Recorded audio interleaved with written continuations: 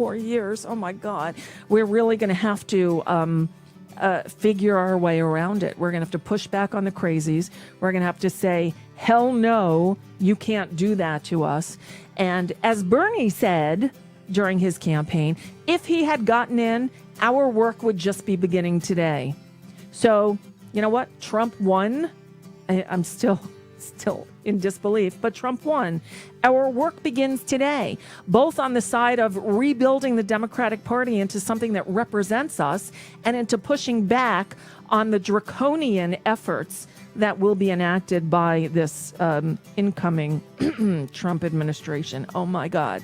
I promise you the truth. Okay, that's all I can do. From you, I need your support.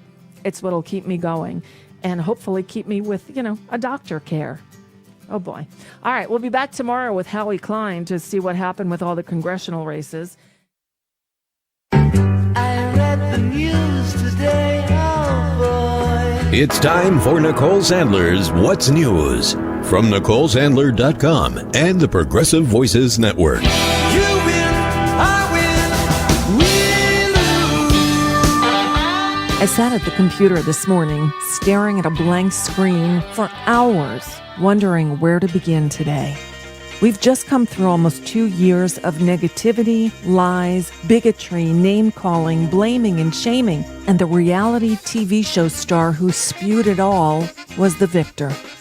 I listened a few times this morning to Mr. Trump's Tuesday night victory speech, delivered with about as much sincerity as every other piece of copy he read off the teleprompter, as if it were the first time he was seeing those words, and I didn't buy it for a moment.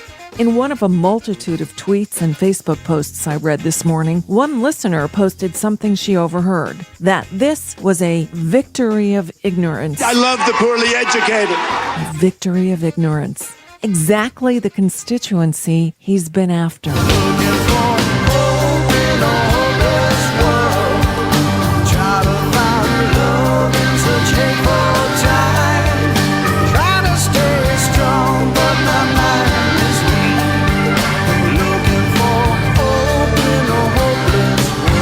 In his victory speech Tuesday night, Trump went on and on about how he'll be the president for all Americans. For those who have chosen not to support me in the past, of which there were a few people, I'm reaching out to you for your guidance and your help so that we can work together and unify our great country. We will get along with all other nations, willing to get along with us. We will be. We'll have great relationships. We expect to have great relationships. How can you believe that when he spent the last 19 months saying this? If she gets to pick her judges, nothing you can do, folks. Although the Second Amendment people, maybe there is, I don't know. But I'll tell you what, that will be a horrible day. Donald J. Trump is calling for a total and complete shutdown of Muslims entering the United States. You know what I hate? There's a guy totally disruptive, throwing punches. We're not allowed to punch back anymore. I love the old days. You know what they used to do to guys like that when they were in a place like this? They'd be carried out on a stretcher, folks. I'd like to punch him in the face, I'll tell you. But enough Americans were taken in by the shyster, the snake oil salesman who was everything he railed against. See the glory.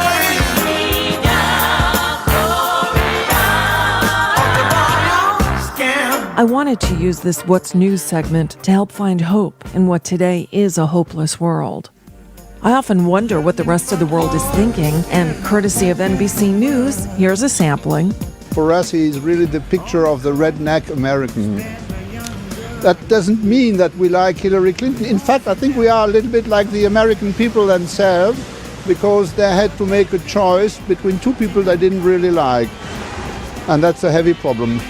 I think it will be like 4 miserable years for the United States. So we are not so surprised. We are surprised to see that you American people vote for a person like that. What do you think? It's a joke. It's not a joke. Seriously? No, it's impossible. It's true. Oh my God.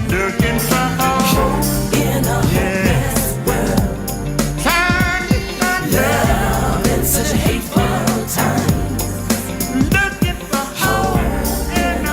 And finally, a little before noon on Wednesday, Hillary Clinton delivered her concession speech in front of a room filled with her staff and biggest supporters. And to all the little girls who are watching this, never doubt that you are valuable and powerful and deserving of every chance and opportunity in the world to pursue and achieve your own dreams. I love the sound of breaking glass. I know we have still not shattered that highest and hardest glass ceiling, but someday someone will, and hopefully sooner than we might think right now.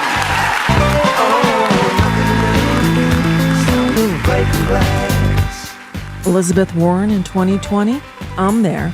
But first, we have the next 4 years to contend with. And there was some good news from this election. It was a good year for cannabis. I'll now be able to get medical marijuana here in Florida, which is good considering the incoming president wants to take away my health insurance through the Affordable Care Act. Ugh.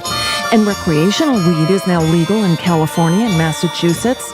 So how do we deal with the post-election blues?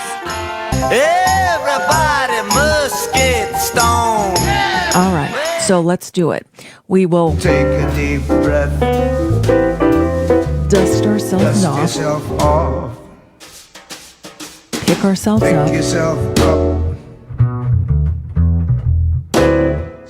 And start the fight all over again. And that's today's dose of What's News, written and produced by Nicole Sandler. Hear the Nicole Sandler Show live, Tuesday through Friday, 3 to 4 Eastern, at NicoleSandler.com and on the Progressive Voices Network.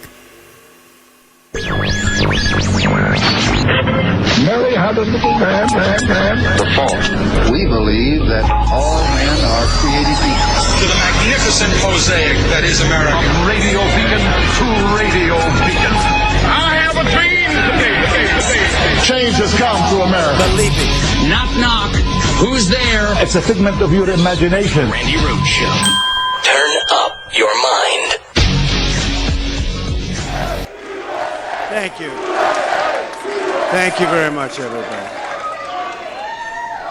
Sorry to keep you waiting. Complicated business. Complicated. Thank you very much.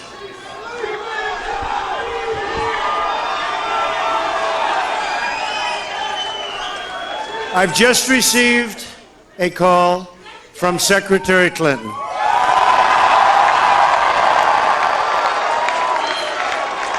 She congratulated us, it's about us, on our victory. And I congratulated her and her family on a very, very hard-fought campaign. I mean, she fought very hard.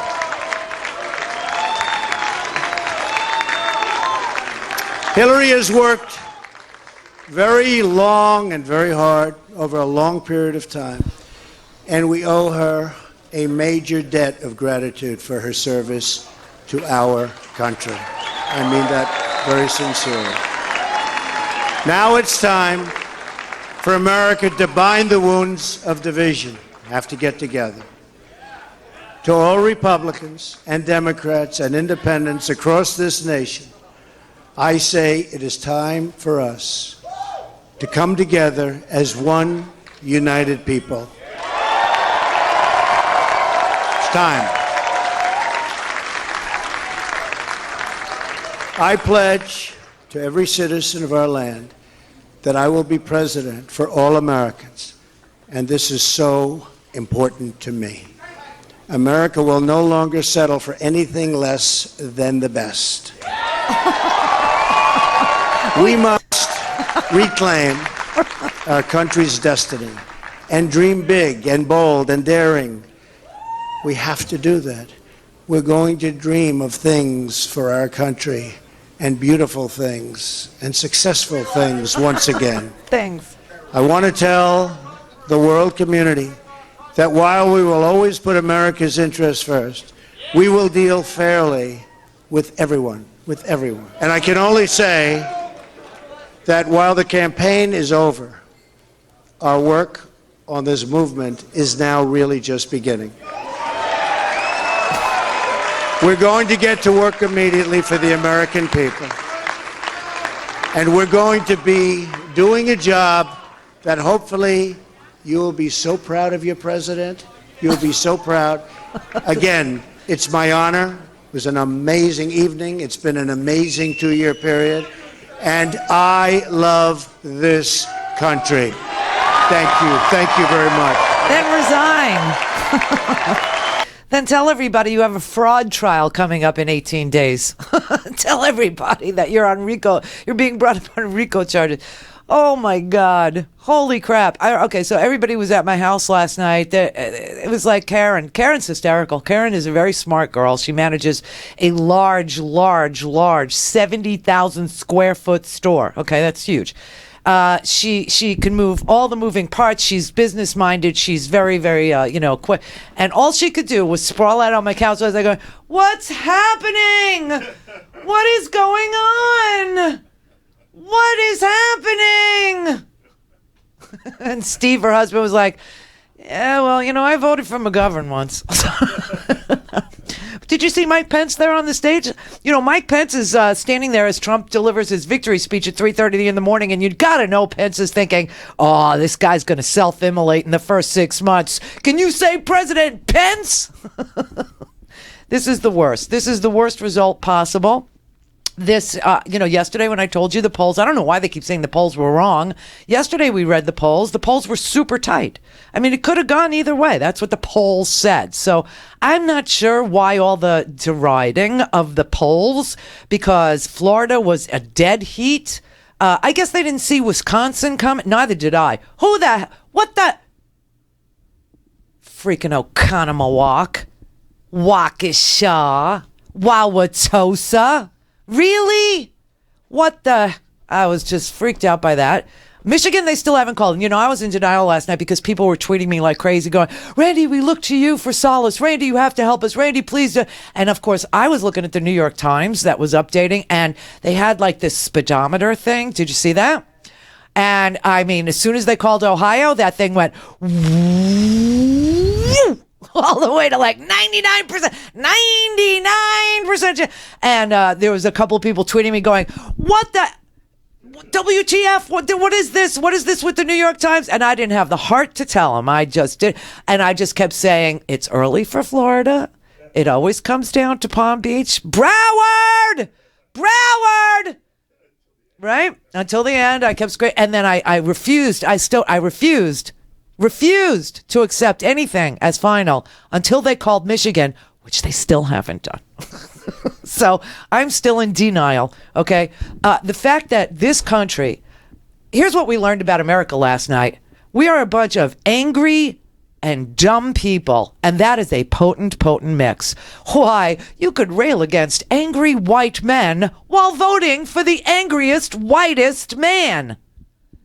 And drain the swamp, you morons. You just elected the exact same House and the exact same Senate. What the?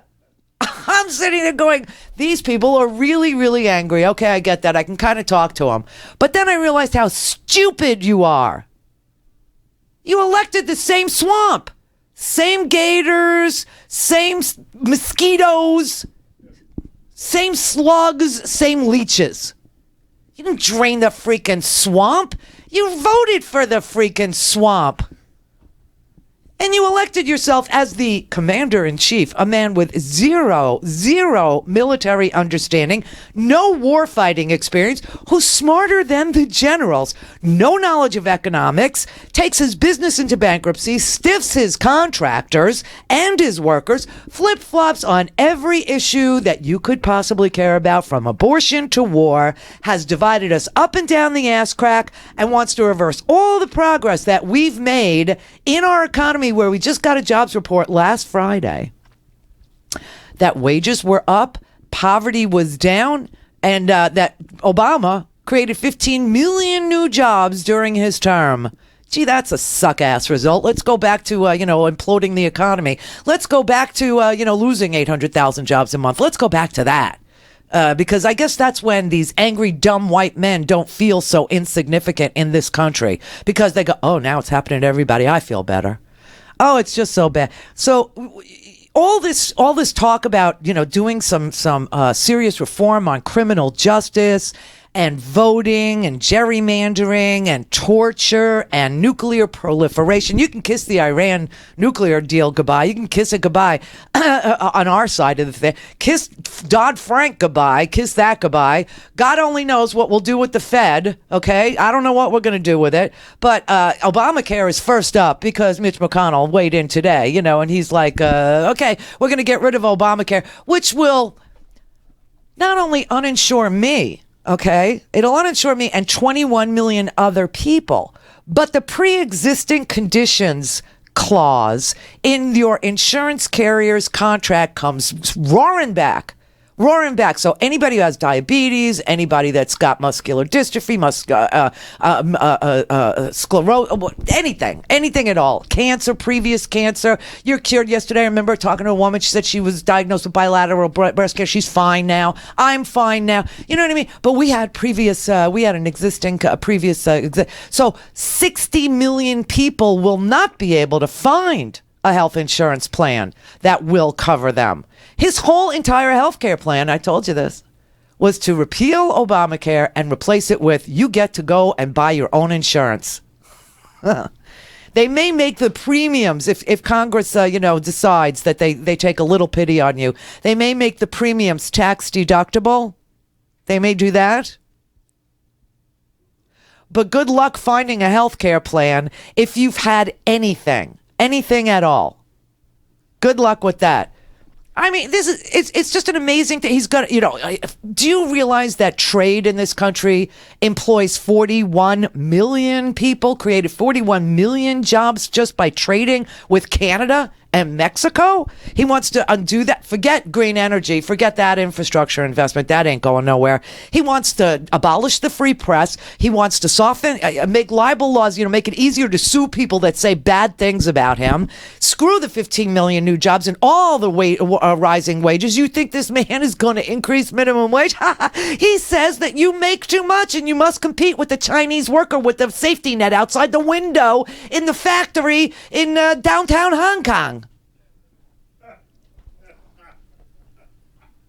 And did you see the stock market last night? Did you see it plummet?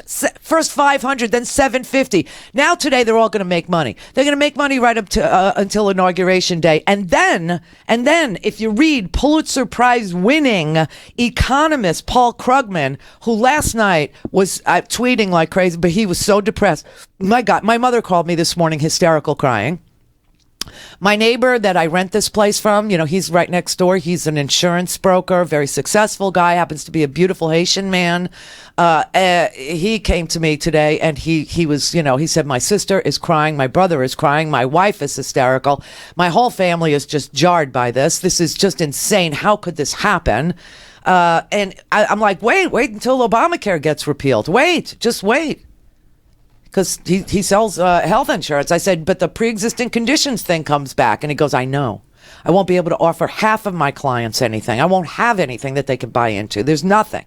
So Krugman last night, he said, I'll just read you, like his little thing. I mean, it was very short. He just couldn't make himself say anything, nice about this. So he wrote, it really does now look like President Donald J. Trump and markets are plunging.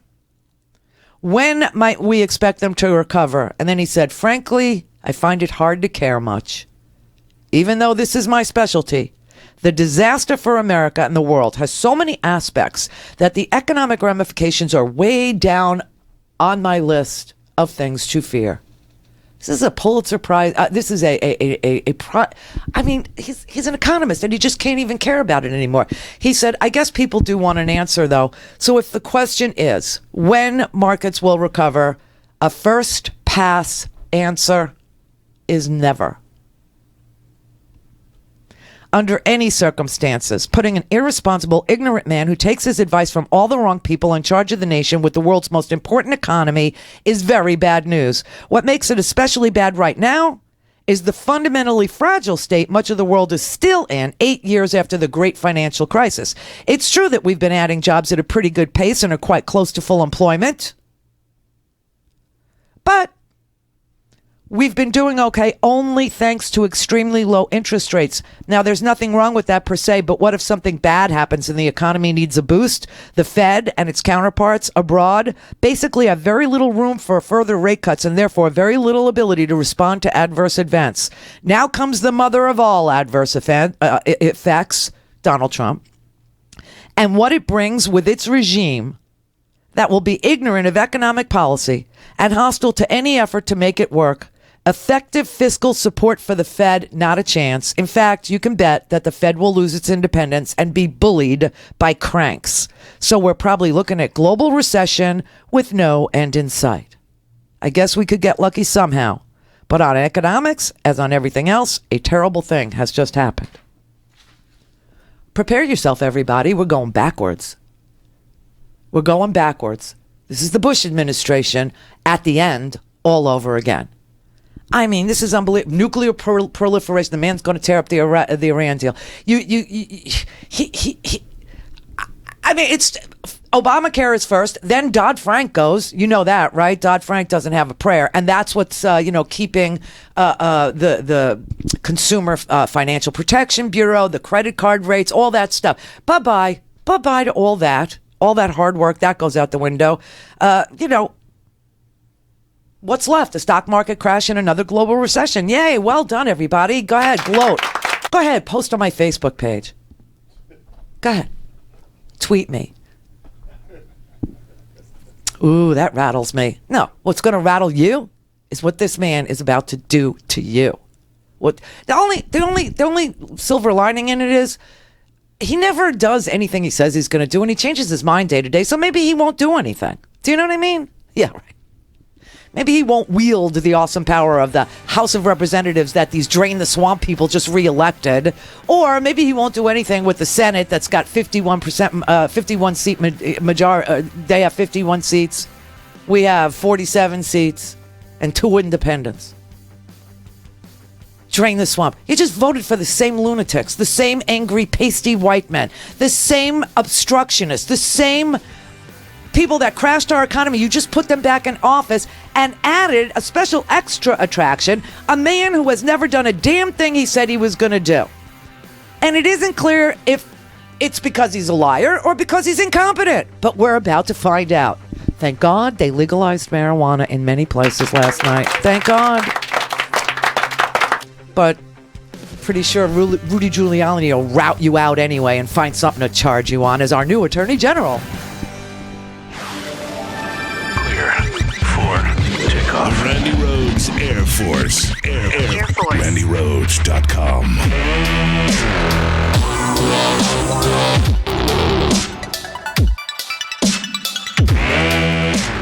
I am so excited to announce that ITM Trading is back to sponsor our new show. ITM Trading is a precious metals company that was a very loyal sponsor of mine for years and years, and our reunion couldn't have happened at a better time. 2016's been great for me and for gold. Did you know that gold outperformed the Dow this year by over 3 times? Since January, the Dow Jones is up 8% and gold is up over 26%.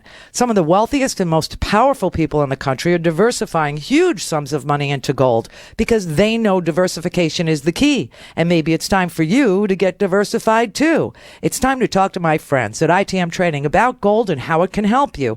Call them at 1-888-OWN-GOLD. They've been in business for over 20 years. They have an A+ rating from the Better Business Bureau. And if you'd like to know how to diversify with gold, call ITM Trading at 1-888-OWN-GOLD and ask for a free gold kit.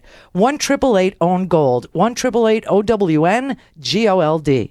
I'm Rick Smith, and this is Labor History in 2. On this day in labor history, the year was 1952. That was the day that the labor movement lost Philip Murray. Philip was born in Scotland in 1886 to an Irish Catholic family. His father was a coal miner and a union leader. Philip followed his father into the mines at just the age of 10 years old. The father and son made the trip to the Pennsylvania coalfields together when Philip was just 16. They saved enough money and then sent for the rest of their family. One day, Philip got into an altercation with one of his bosses. Not only was he fired, his entire family was kicked out of their company home. From that point on, Philip was dedicated to the union cause as the only hope for working people. He quickly rose through the ranks of the United Mine Workers, becoming vice president by the time he was 33. He worked closely with United Mine Workers President John L. Lewis. During the 1930s, there became a nationwide drive to organize industrial workers. Philip was appointed to lead the Steelworkers Organizing Committee, a key sector for the industrial effort. The Steelworker Campaign met with historic success. They reached a collective bargaining agreement with U.S. Steel, the giant of the industry. Philip went on to become the first president of the United Steelworkers of America, as well as president of the Congress of Industrial Organizations. Under his leadership, industrial labor became a powerful force. But that force was checked by the passage of the Anti-Union Taft-Hartley Act in 1947. The anti-communist hysteria of the Red Scare also took its toll on the CIO, forcing Philip to expel some of the most radical unions from the organization. For more information, go to laborhistoryin2.com, like us on Facebook, follow us on Twitter at laborhistoryin2. Hi, we're back, and everything is possible again. Isn't it beautiful? Well, if you want to keep it this way, buy a stinking podcast. Oh yes, you have to buy a stinking podcast. And you get that at RandiRhodes.com, where we're open all day, all night long. RandiRhodes.com. Get your stinking podcast. The Randi Rhodes Show is live on RandiRhodes.com and the free Progressive Voices app for Android and iOS. Visit the App Store or ProgressiveVoices.com now. I think this was the most profound moment I had last night as Karen was laying on my couch going, why is this happening? What is going on? And then everybody looks at me. Do something. It's always, Randi, do something, right? But this really moved me. Guys we're not there yet. Well, you're further than anybody said you would be. And I have enough class, and I was raised well enough to say when you outdo, yes, sir, thank you. When you outdo expectations, good for you. But there's another side to this. People have talked about a miracle. I'm hearing about a nightmare. It's hard to be a parent tonight for a lot of us. You tell your kids, don't be a bully. You tell your kids, don't be a bigot.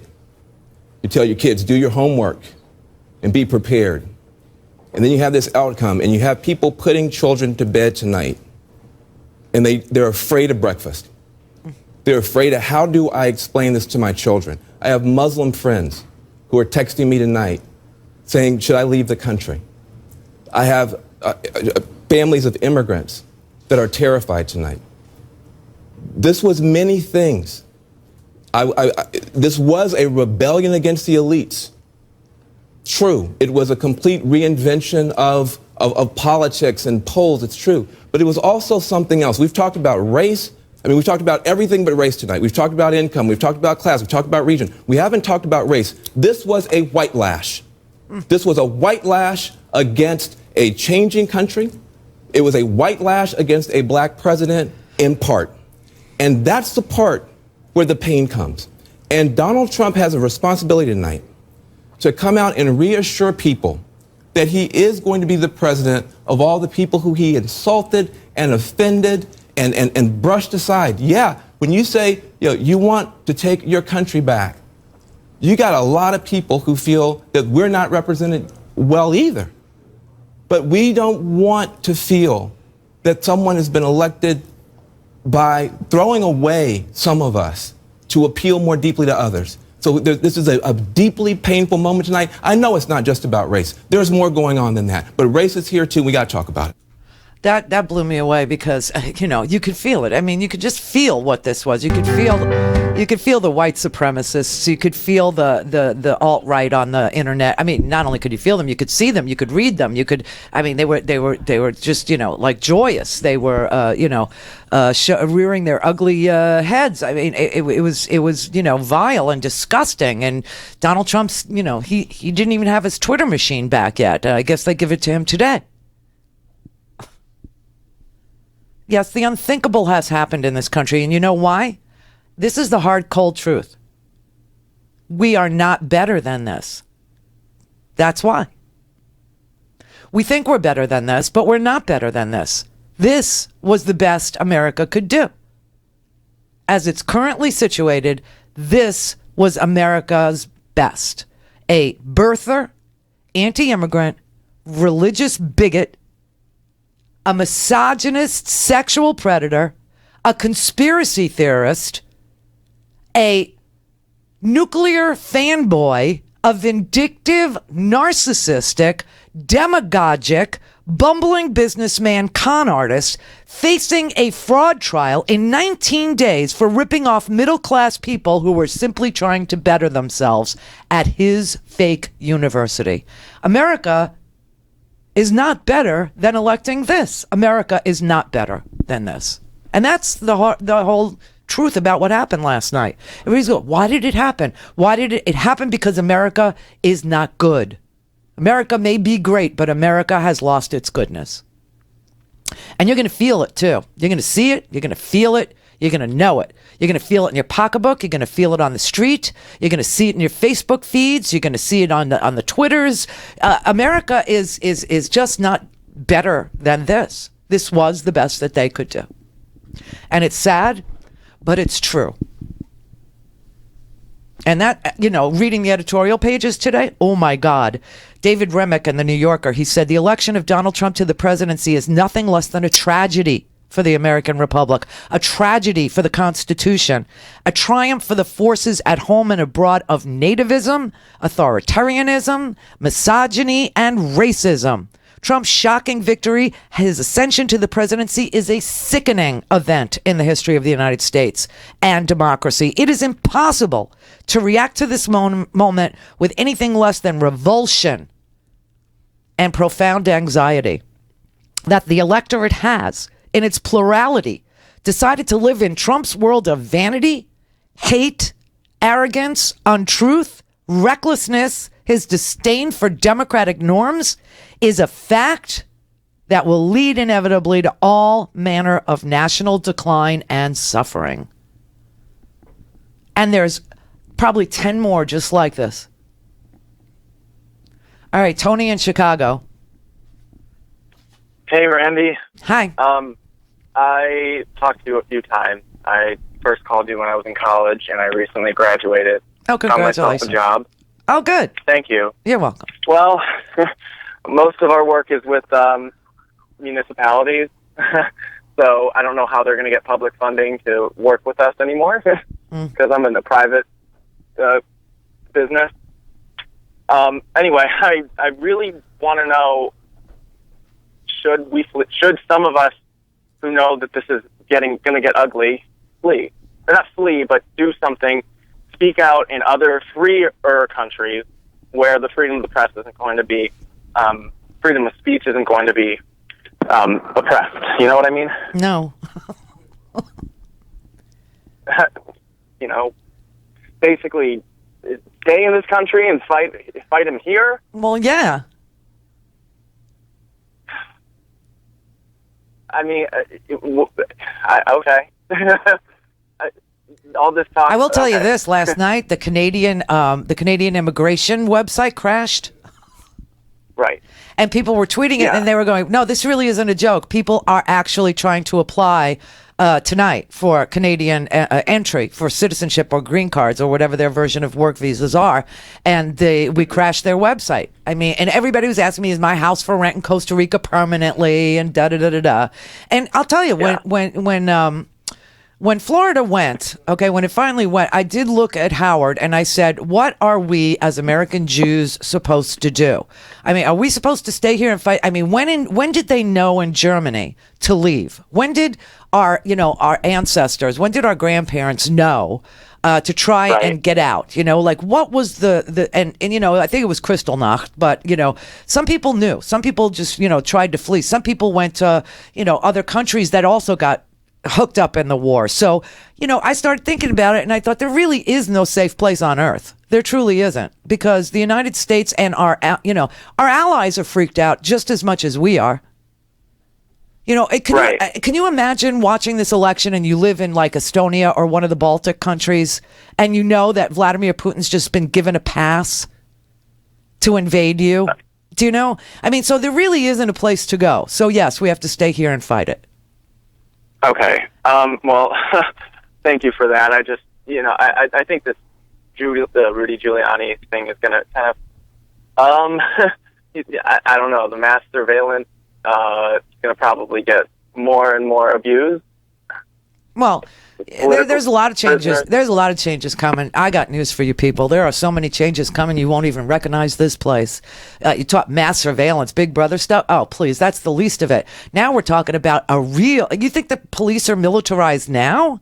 Oh my God! You make Rudy Giuliani the head of the FBI, and Chris Christie the Attorney General? Oh my God! You will never see such abuse of human beings in this country. You probably won't, even be able to recognize your own place. I mean, at this point, you sometimes look up at the TV like when Trump had that fake little protester that was holding up a Republicans Against Trump sign, and he was tackled by the other people at the event and rushed to the ground, and then the military, the National Guard had to be called in to take the Trump supporters off of the guy who simply had a sign that they didn't like. Well, when those National Guardsmen came in, did you see how militarized they are? Did you see how they were wearing, helmets and M4s and cami, they were in camouflage and they had grenades on their belt? Did you see all that? That's going to be your local street. Stop and frisk. Oh, how we laugh. Forget it. You have no idea what's coming. You really don't. You don't understand what all the changes are going to feel like and look like and smell like. Wait till there are immigrants, that I happen to know that are they were crying last night so hard because maybe they're here and it's okay, but their mother isn't or their father isn't. And they're elderly now. How about the Muslim kid who's going to face bullying and mockery from white Christian peers with the encouragement of the President of the United States? How about Jewish Americans who've already been bombarded by the pro-Trump trolls who've told me things like they can't wait to see me in the ovens? How about that kind of talk? You think a black teenager who knows that when New York boys who look like him are wrongly accused of rape by this president, they have a chance in a court with a justice system run by the likes of Giuliani and Christie? Really? You think it's going to get better? No, you have to stay here and fight. And you can't use Congress either anymore because we don't have the House and we don't have the Senate and we don't have the executive branch. And wait till you see what he does to this Supreme Court. Tom in Temecula, California. Hey, Randy. The only time I talked to you was on your last day of the show, and it's a sad way to come back. Aw. But as once was said, I'm fired up and ready to go, and I have a plan. Okay. Gingrich declared total war, political total war. It's basically war by political means, shall we say, war by other means, in the 90s, and policy, screw that. It was all about buzzwords. It was all about attacks. Just keep attacking, keep attacking, keep attacking. And eventually the only thing left is the smell of the attacks, like on Hillary, and Bill and everybody else. So that's what I'm going to do.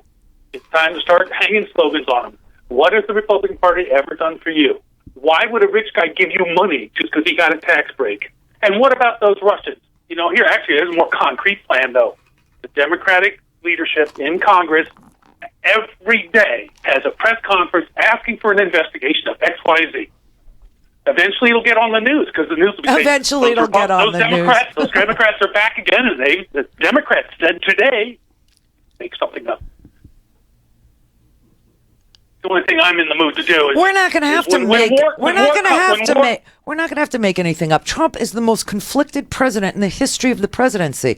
Yeah, but we have to attack the brand of GOP, not Trump. We have to all these business. I want to destroy the GOP's brand. They destroyed Democratic brand, and they brought war to us, just like the Civil War. They attacked us, so we got to fight back with Sherman's scorched earth policy. And we don't have to make stuff up. You're right. As I said, keep asking for investigations. Keep asking. Keep publicizing it. You don't have to keep asking. Trump goes to court in 19 days on RICO charges. Yeah. If it gets publicized. What do you mean if it gets? It's going to be with Judge Curiel, the man he said was, Well, we'll wait. We'll wait and see. But once he takes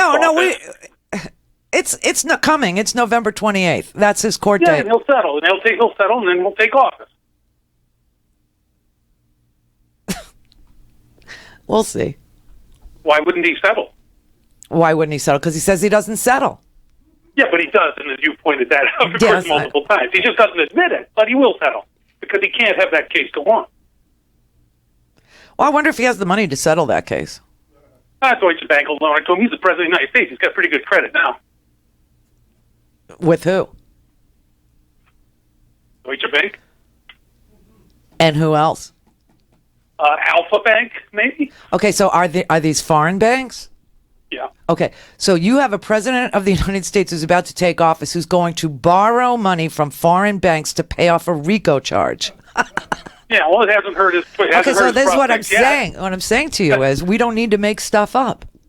Right, we don't need to, but it hasn't done any good yet because we haven't pounded him and pounded and pounded. Hillary started doing it late in the campaign. It was way too late. But we shouldn't be doing it on Trump. We should do it on the whole GOP brand. We've got to defeat all of their tropes, like job-killing taxes, like, job-killing regulations. We have to destroy the entire GOP brand, not just Trump. But what you fail to understand is they will do it to themselves. Okay? That hasn't happened yet. I hope it does. Of course it did. It happened when George W. Bush was in office in 2008. The entire economy crashed. I mean, everybody forgets No, everybody blamed it on Bush. They didn't blame it on the GOP. Because they reelected almost the entire GOP to Congress. But that's what they had a do. majority. But this is what they do because they're angry and stupid. That's a bad combination. So they keep on electing the same damn people that keep doing it to them, which is why the GOP will do it to them again because they allow it. They bring it on themselves. It wasn't enough. They'll just keep coming back. So we have to destroy the brand more thoroughly this time. Okay. It's like when you got poison ivy in your backyard. All right. I had to vent. I'm sorry. Yes, really. Hey, Lori in Bellingham, Washington. Hey, Randy, can you hear me? Yeah. I love your show, and I am just so emotional right now. I'm about to choke up, and my wife and I are worried that our marriage is going to just be, I don't even know what's going to happen to us. And I'm going to hand it over to her because I can't even speak. Now, Randy. Am I now a marriage counselor too? No, I mean, you're not. last night everybody's looking at me. Randy, do something. As if I, I really. Randy, this is Leah, and I'm not asking you to do any more than you do because I respect so much what you do, and we listened to you on your previous shows, and I'm so glad that you're back up and running. And I'm the numbnut that wrote a screed back in 2008 that was called Theopalanism, the face of failed extremism, because I was a lobbyist in Alaska for 2 years on social justice issues. And when she was nominated, I thought that was the worst it could be.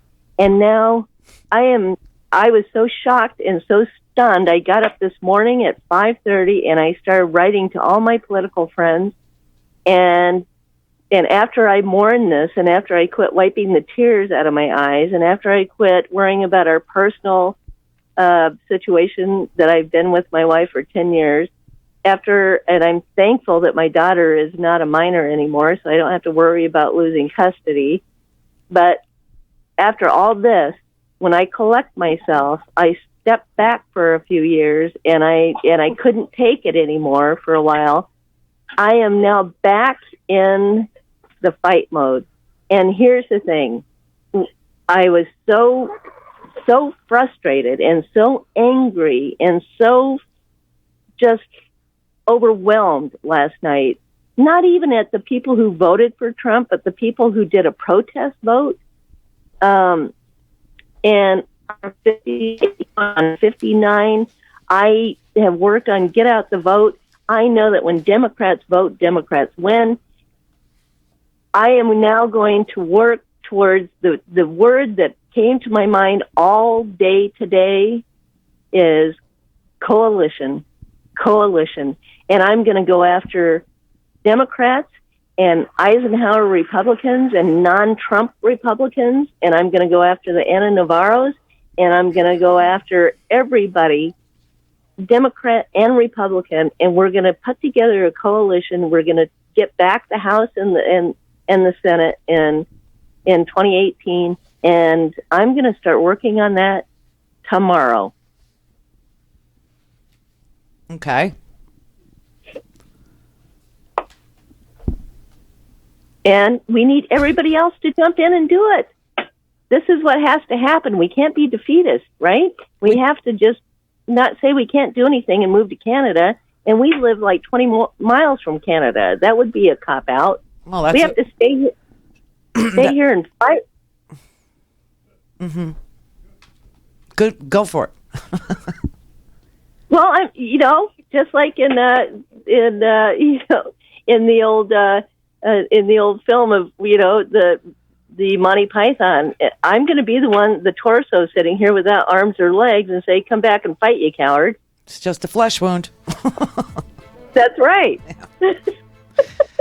Well, I appreciate the spirit. I really do. But the election was yesterday. We have a Supreme Court nominee that is going to be named and confirmed with lightning speed. You'll see. We've got Dodd Frank that's going to get repealed. Obamacare is going to go away right away. I know.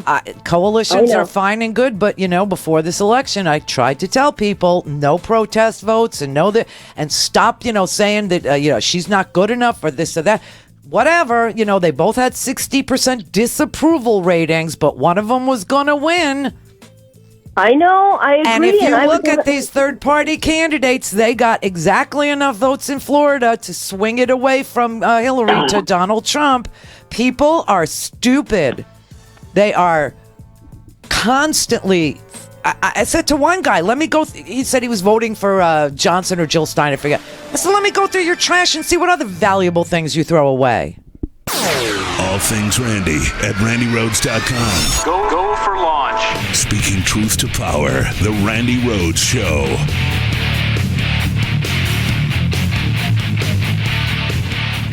Try and get up every morning, day after day, and work for a living. Let's see him try that. Then we'll see who's the real tough guy. The working man is the tough guy. With me, Joe Wilson, a wealth management advisor with a big money management house. More money, yo money, Joe money. I get an opportunity to help people turn their money into memories. We're happy to get the kind of money that jingles, but we'd rather get the kind that folds. Not your grandpa's financial show. This is your money guy, Joe Wilson, on Progressive Voices Network. What's going on, my money mavens and moolah misfits? It's me, your money guy, Joe Wilson of the Joe Knows Money Show, reporting live on Progressive Voices Network, delivering you 3 minutes of money news you can use. Trending this week in money news, college costs could total as much as $334,000 in 2 years. The national average of attending a 4-year public college is over $28,000 per year, and the average cost of attending a 4-year private college is now over $59,000. That leads me to my next story. A new program called AmericanHonors.org is a nationally recognized honors program that allows you the opportunity to save 30 to 40% on your bachelor's degree by spending your first 2 years at a leading community college before transferring to your dream school. AmericanHonors.org takes it a step further by guaranteeing your admission to big-name schools like Auburn, the University of Arizona, and George Mason if you do the required coursework and maintain your grade point average. Now it's time for Joe's Money Trap of the Day. Stay away from for-profit private colleges. Investigations by the federal government, media, and state attorney generals have revealed countless instances of unscrupulous for-profit colleges that engage in deceptive, aggressive, and manipulative tactics to enroll as many students as possible without regard of their potential for success or ability to afford tuition in an effort to maximize profits. Not surprisingly, the overwhelming amount of student loan defaults are at private for-profit technical schools. Here's the key rule to remember when you're borrowing for any kind of education. Your loan obligation should not exceed your expected first-year salary. Here's Joe's money grab of the day. Americans are moving to Europe for free college degrees. All public colleges in Germany, Iceland, Norway, and Finland are free for residents and international students. And some private schools in the European Union don't charge for tuition either. Many are going out of their way to attract foreigners by offering programs taught entirely in English. And the bonus money grab of the day is that very highly selective universities with big endowments have also acted in the last several years to make tuition free for students with families with certain incomes. MIT is free for families that earn $75,000 or less. Harvard and Yale, $65,000 or less. And Columbia, Cornell, Stanford, Duke, Brown, and Texas A&M, $60,000 or less. And now it's time for Joe's 15 cents. Education is the best provision for life's journey. That is a quote by Aristotle, and I agree wholeheartedly. But life is a long journey, so please make sure you're not saddled with a lot of student loan debt, and look into some of the options that we discussed today for free college education. You are listening to the Joe Knows Money Show on Progressive Voices Network. Follow us on Facebook at facebook.com/Joe Knows Money and on Twitter at Joe Knows Money. The Randi Rhodes Show is brought to you by our partners at ITM Trading. Call them at 1-888-OWN-GOLD and ask for a free gold kit. 1-888-OWN-GOLD. The Randi Rhodes Air Force. The Randi Rhodes Show is live on RandiRhodes.com and the free Progressive Voices app for Android and iOS. Visit the App Store or ProgressiveVoices.com now. Here's another editorial. I'll read them intermittently throughout the show, but just clips of them, okay? This is Jonathan Chait for New York Magazine. He said, "Never in my lifetime has the United States seen a period of darkness like the one that lies ahead of us. Trump will shake the republic to its foundation, and the Republicans will shake it with him. If there's a central point I try to drive home, it's that if Trumpism grows out of a decades-long trend toward authoritarianism as the dominant tendency of Republican politics, this is it." Karen in Whittier, California? Yep. I'm in one of the states. I mean, I could have voted for both of the clowns. I'm telling you, it's Primal Scream Day. Yeah. And, seriously, I'm so mad at the DNC now, I want to throttle somebody. Because they knew from the beginning that she was a bad candidate. And when you said that, it's like you got hit with the bra burners going, no, she's wonderful. And they don't want to look at reality. She wasn't a bad candidate. She was the most qualified human being on the planet to be the president of the United States. Ever. They compared to Donald Trump. Ever. This woman was she Trump. was an attorney, right? So they put up the most qualified person that they had, Bernie Sanders and she was also qualified. You know what they would have? Listen, I love not like she was, and you know what? None of those people had been Secretary of State. None of those people had been in the White House. None of those people were first ladies. None of say the name. None of those people. And people go berserk. That's because of That's because of Newt Gingrich, and America is dumb enough to buy it. They were dumb enough to buy. Matter, Randy. Oh, you know what? This woman was investigated for 30 years. Over every little thing she ever did, from firing people at the travel office in the White House to making an investment in cattle futures to making a land deal that didn't pan out to how she handled emails. Really, what do they think the crime was? And it's so no, America is stupid. We are not better than this. That's the problem. We put up the most qualified person on the planet in our country to be the president of the United States, clearly, and they put up a birther, and he won. John Kerry. John Kerry already ran. Al Gore already ran. But my point is, and they didn't win. And why not? Because they were bad candidates. Bad candidates. No, Al Gore was a good candidate. Al Gore was a good candidate. He had a third-party intervention also. Okay, he had Ralph Nader. She had Ron John. What is Aleppo Johnson?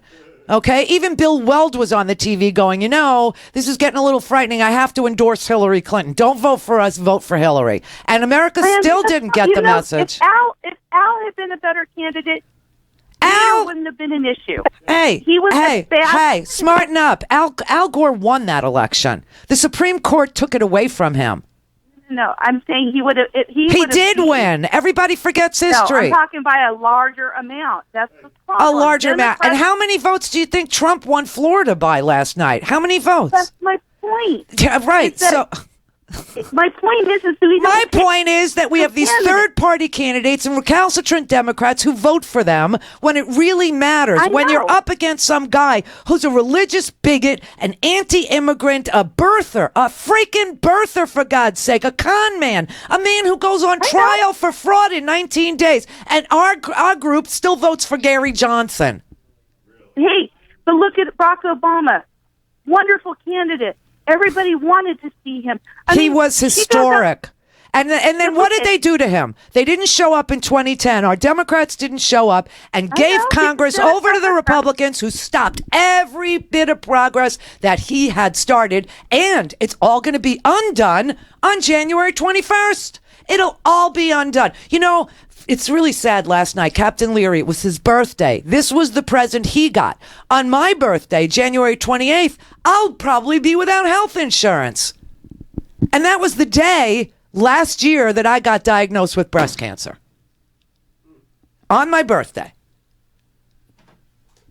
You want to argue with me about what went wrong? I'll tell you what went wrong. What went wrong was whining Democrats. Whining, complaining Democrats. She wasn't a good enough candidate. Well, then who the F would ever be for you? Al Gore was too wooden. He said lockbox too many times in the debate. He was too stiff and wonky. Give me a freaking break. John Kerry, you let them trash his reputation as somebody who stood up against an unwinnable war called Vietnam. You let them swift boat him. These are the same people, by the way. The David Bossies and the Newt Gingriches and the Steve Bannons and the Chris Christies and the Rudy Giuliani. These are the same people that investigated the Clintons and produced absolutely nothing ever, no charges, nothing ever against Hillary Clinton. And still people said, I don't trust her. And you said it to me. Don't give me this crap. Don't try and bamboozle me because today you're scared or you're weepy. Give me a freaking break. I came back. I was still going through radiation when I came back. I didn't want to talk about it, okay? Still don't. I know it's very personal to me. But I came back because I saw where this was going, and I thought, at least in my little corner of the universe, I'm going to talk to my people. I know they worked their hearts out for Bernie. I loved him too. I was a Bernie girl all the way. When it didn't work out, though, it was time to throw your support. I kept saying, fall in love during the primary, fall in line during the general. I kept saying it. I was tweeting it. I was Facebooking it. And I thought, you know what? There's not enough people hearing it. If I come back, let me stick my toe in the water and see if I can cobble together a coalition of people who'll stop saying it. And you wouldn't. You wouldn't. You still bitch about her. Well, you're freaking wrong. You're wrong. She was the most qualified candidate in the history of the United States. And some of you voted for third-party bullshit. And you know me, I don't sit here and swear my brains out. But honest to God, this is just infuriating to me. Mike in Boston. Randy, nice to hear you. I agree with all the things you're saying. I'm also working on a 20-second delay. Hi, chat room. I don't have words. Actually, I have two words: obstruction and filibuster. We need to do what they did to us. This started in 1990 with Newt Gingrich's Contract on America, where he said you have to demonize the Democrats. You cannot think of them as people. You have to think of them as demons. And it has been in the playbook since 1990, and it ran full tilt yesterday. It came to the very end where demonizing the other, the dreaded other, got a man elected president who still hasn't shown us his taxes. we're never going to see his taxes. Never. We have no idea of what he's in for. People we don't have, know what. You know what? This is the crazy part, and I kept saying this to the alt-right and to the lunatics out there and to the crazy women. You don't know anything about this man. You know nothing about him. You have no idea if he's conflicted with, if he's got, I know he's got, he had his pageant in Russia. He does business in Russia. You don't know if he's Putin's puppet. You don't know anything about what he owes to whom. You know he's got, his licensing agreements in the Middle East. You know that he's got one in Turkey. You know that almost everybody that he's ever been in business with has been convicted in other countries of fraud. You know he's going on trial for fraud on the 28th. How in the hell do you vote for a guy like this? Well, the day he said the American dream is dead, and it's, who's to blame for it? The Mexicans. They're the rapists. They're the murderers. They're the one, right? Yep. It didn't matter what he said because, like I said, America is not better than this. That's the sad, horrible truth. We are not. We still think it would be a great thing to go out and lynch black people down in the South. Absolutely. We still think that women should be paid half the price of what a man gets paid. Oh, wait a second. We think women should get paid nothing and be at home barefoot and pregnant and not using contraception. Yeah, exactly. For a commercial-free, on-demand, whenever, wherever listening experience, visit RandiRhodes.com for your personal premium podcast today. Your phone can be a source for progressive power. Yes, it can. Credo Mobile is a progressive phone company. So what does that mean? It means every month they take a share of their revenue, more than $150,000, and donate it to incredible progressive organizations like Friends of the Earth, Project Vote, Social Security Works, the Brennan Center for Justice. Even better, Credo lets people vote every month to determine how they divide this pool of funding. Not only does Credo fund progressive causes, but you get to use the phone of your choice with great service. Right now, Credo has a special deal for Randi Rhodes Show listeners. Go to credo.com/Randy and get $150 off any smartphone of your choice, plus 50% off unlimited talk and text for 1 year. Just go to credo.com/Randy, credo.com/Randy, credo.com/Randy, or call 1-888-533-8225 and tell them Randy from the Randi Rhodes Show sent you. The phone company that represents your values, credo.com/Randy.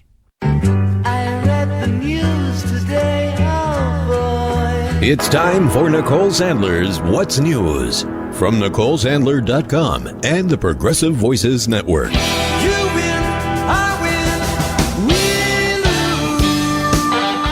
I sat at the computer this morning, staring at a blank screen for hours, wondering where to begin today. We've just come through almost 2 years of negativity, lies, bigotry, name-calling, blaming, and shaming, and the reality TV show star who spewed it all was the victor.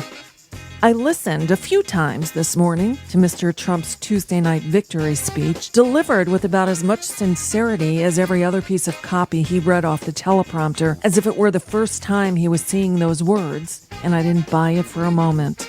In one of a multitude of tweets and Facebook posts I read this morning, one listener posted something she overheard, that this was a victory of ignorance. I love the poorly educated. A victory of ignorance. Exactly the constituency he's been after.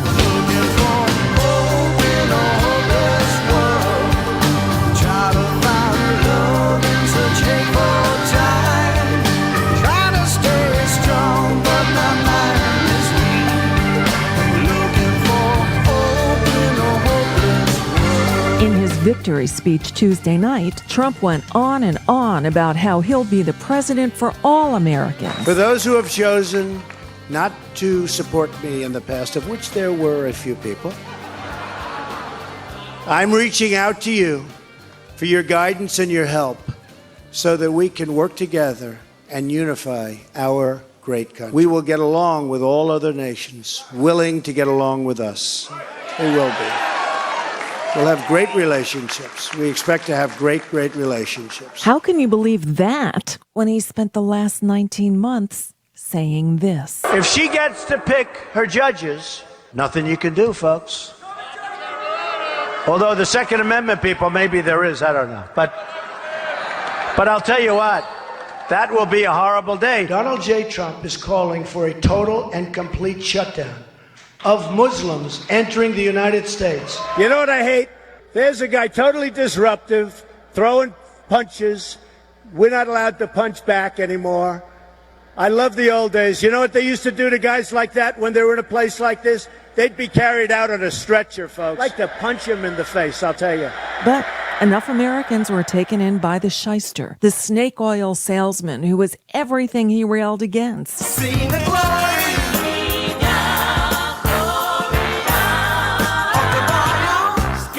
I wanted to use this What's News segment to help find hope in what today is a hopeless world.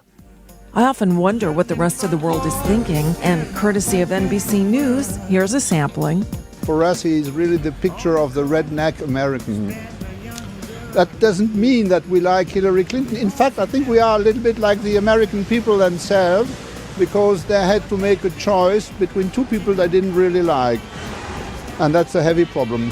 I think it will be like 4 miserable years for the United States. So we are not so surprised. We're surprised to see that you American people vote for a person like that. What do you think? It's a joke. It's not a joke. Seriously? No, it's impossible. It's true. Oh my God.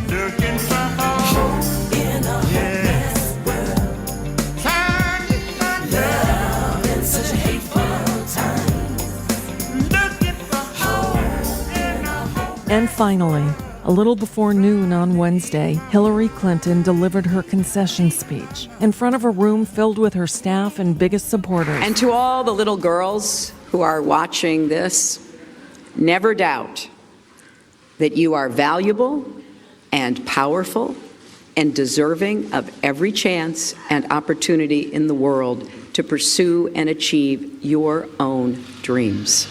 I love the sound of breaking glass. I know we have still not shattered that highest and hardest glass ceiling, but someday someone will, and hopefully sooner than we might think right now.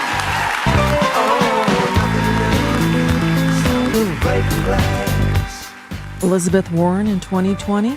I'm there. But first, we have the next 4 years to contend with. And there was some good news from this election. It was a good year for cannabis. I'll now be able to get medical marijuana here in Florida, which is good considering the incoming president wants to take away my health insurance through the Affordable Care Act. Ugh. And recreational weed is now legal in California and Massachusetts. So how do we deal with the post-election blues? Everybody must get stoned. All right. So let's do it.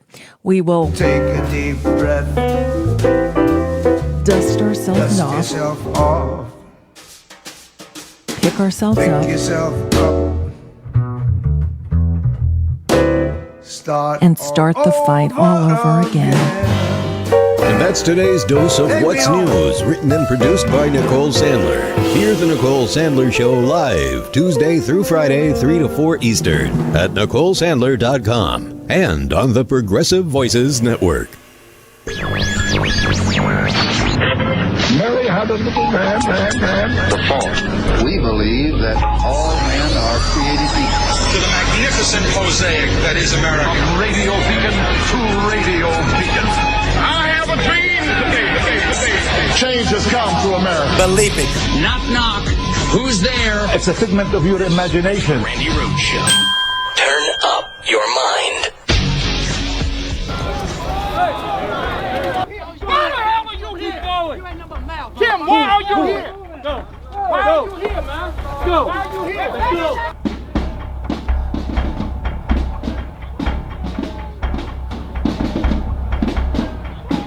Al Gore and George Bush and people like Mitt Romney and these people, they're all the same. You know, they're all the same type of candidates. So it's pretty interesting this year to see something a little bit different. So, you know, we support those nationalist principles like closing the borders and things of that nature. So we do support those things, but we're not going to come out and endorse them. Donald Trump wants to bring back jobs to America. Give dignity to the American worker. It's not that Trump is telling these groups what to think. they have, had their own white supremacist ideology for many decades now. What Trump is doing is legitimizing. I came here to speak on behalf of Donald Trump. I've never met the man, but I can tell that he has nothing but the best interest of this country in heart. Some of the things that he's saying are issues that we've been tackling for years now. We talk about globalism, we talk about America first, these sort of things, bringing back American jobs. These are things that he's hitting on, so it's put a lot of our nationalism sort of becoming mainstream. All we want is to change America back to what it was. We do want to see whites, rise and have our own state here in this country. I do think that Trump will probably help the movement grow as a whole. We may not see that reflected at rallies, but I think we will see it reflected on the number of people who are engaging with the ideas of the white supremacist movement, whether that's electronically on the internet or in actual person in face-to-face encounters.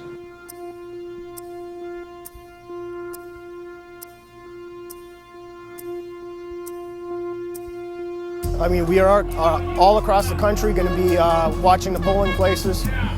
Where we have chapters, where we have members, we're going to be unofficially monitoring those polls in different parts of the country.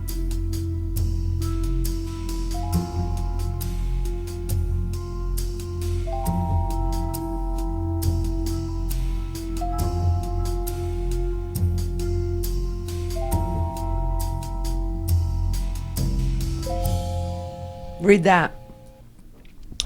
Yeah, read that. Authoritarianism. Yeah, just read that. The new thing. It's the new. Here's another little op-ed piece. This is Andrew Sullivan for New York Magazine. He said, America has now jumped off a constitutional cliff. It will never be the same country again. Like Brexit, this changes the core nature of this country permanently. This is now Trump's America. He controls everything from here on forward. A country designed to resist tyranny has now embraced it. A constitution designed to prevent democracy taking over everything has now succumbed to it. A country once defined by self-government has openly, clearly, enthusiastically delivered its fate into the hands of one man to do as he sees fit. After 240 years, an idea that was once inspired the world has finally repealed itself. We, the people, did it. And just so you know, CEOs at more than 1,100 companies today, they called on Donald Trump to stop talking about repealing trade and and don't repeal the regulation of banks and industries. Okay, Coca-Cola, Boeing, Pfizer, Caterpillar. They said business cannot thrive in a country that is divided and distrustful. That was in the Financial Times today. And the New York Times, I told you, Paul Krugman, he said dire global consequences of Trump's election. He said, so we are very probably looking at a global recession with no end in sight. Doesn't that sound fun? Aren't you happy you voted for Johnson or Jill Stein? Yeah, good for you. Kate in Denmark. Well, hello, Randy. Hi. Quite a day. Yeah, it's bad. Yeah. A little housekeeping first. First of all, I'm a first-time caller. Where's my cherry? Ooh, let me pop it. Thank you, ma'am. You're welcome. And next thing, you all, Randy deserves to make a decent living. This costs her a lot of money to air these shows and to produce them. Yep. Buy a stinking podcast, will you? Oh, thank you. Is that you. so much? You're welcome. Thank you. All right. Well, I work for the U.S. government. I really love my job. I've loved it for 7 years. Wait, you're in Denmark? Yeah, I know. I'm posted here. Wow. Come on, man. I joined the Air Force as a kid from Brooklyn, and I got stationed in New Jersey. Well, yeah, I'm here in Copenhagen. Actually, today I'm not. Man. Today I'm not. But my husband and I were married here, so I don't have to worry about any Pence repealing going on there. Oh well, he'll so still make you go to conversion therapy. Well, there you go. You could Well, you could go as a couple because you were married there, but you will have to go if you stick your toes back here on the soil. Well, I promise you that ain't happening. Yeah. So anyway, like I said, I work for the government. That was until today. I contacted my deputy station chief, and I've tendered my resignation. And the reason is because I do not want to have anything to do with this man's quote-unquote foreign policy goals. And unfortunately, they use our division to achieve a lot of those foreign policy initiatives. And I can't do it. So my last day will be January 15th. Oh, wow. My resignation was reluctantly accepted. Wow. But here's the thing that I did find out. When I tendered my resignation, I discovered that I'm not the only one. Other people in our department, spread over a number of assignments in countries, have done the same thing. And that only goes to point out the fact that we are good people who work diligently at what we do. And we love our jobs. We love our careers. And it's because we love them that we just can't get behind this man. He's evil personified. There have been, analyses worked up on him, countless ones, just within our own division, and none of it's good. It's not good. We don't have to beat the dead horse about the fact that we all know who this man is. The ones who voted him in know who he is. I think the bigger problem is that, like you alluded to earlier, we're not good. It's the old thing about the people get the government they deserve, and unfortunately, a certain amount of our fellow citizens, I think, went the wrong way. But I can't be a part of it, and so I'm looking for a new job in January. Wow, that's a lot. Yeah. That is a lot. How long have you been in the service? 7 years. 7 years. Wow. Yeah, and you're going to give again, up your whole military, because I can't decide if I want you in or out. Because part of me says a guy like you should. I'd like you on the inside. But then I know what happens to you if you are on the inside and you resist anything or you try to explain outside, to outsiders. Then you go to Leavenworth. Right. You get court-martialed. So and also the thing is I'm not actually in the military. I'm in the intelligence community. So that's a little bit different. And it's just, we directly see. This is what I was telling the audience. I don't know if you were listening then or how how many days, months you've been listening, but I was saying to them at the beginning. Okay, we only started this like 9 weeks ago, 10 weeks ago, and I said, and I came because of this. This was a big deal to me too. And I said to them, what you don't understand, what you're losing sight of is that there are people inside, okay? And we saw it just recently with the FBI. Of course. And what you're going to have is a civil war. You're going to have a civil war between people who won't obey legal orders and people who will give them. Just like the FBI just got exposed as having rogue agents who were leaking for political purposes to the likes of Nosferatu Giuliani and James Kallstrom.